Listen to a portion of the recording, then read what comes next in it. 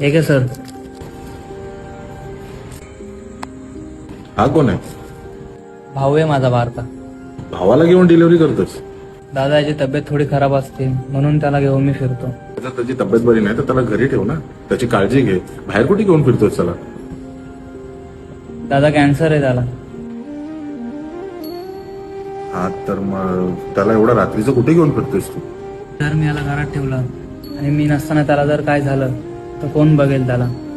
आणि जर मी याची काळजी घ्यायला घरात थांबलो तर कमवणार कोण? काय बात आहे भावा. भाऊ असावा तर तुझ्यासारखा. घर पण चालवतोय, भावाची काळजी पण घेतोय, काम पण करतोय. मानलं यार तुला. तू काळजी नको करू. हा सगळं बरोबर होईल. अरे ऐक ना, माझे बाबा आहेत ना डॉक्टर आहेत, तर मी तुमची काय मदत करू शकतो का? अरे नाही दादा, तू त्रास नको घेऊ. असं पण एकच महिन्याची गोष्ट आहे. नाही, पण जर मी तुमची काही मदत करू शकत असेल ना तर मला आनंद होईल. अरे नको दादा, असं पण त्याला बरं व्हायला एकच महिना बाकी आहे. जर तुम्हाला काय करायचं असेल ना तर फक्त स्वामींना प्रार्थना करा.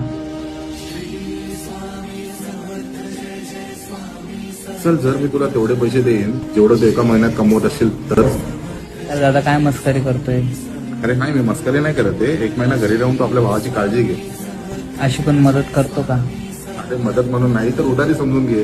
जेव्हा येतील तेव्हा मला रिटर्न दे. माझं नाव पंकज आहे, मी इथे सेकंड फ्लोअरला राहतो.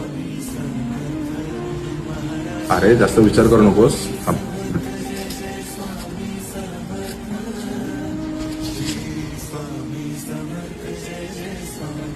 एक काम कर, हे सगळेच ठेव तुला. धन्यवाद दादा.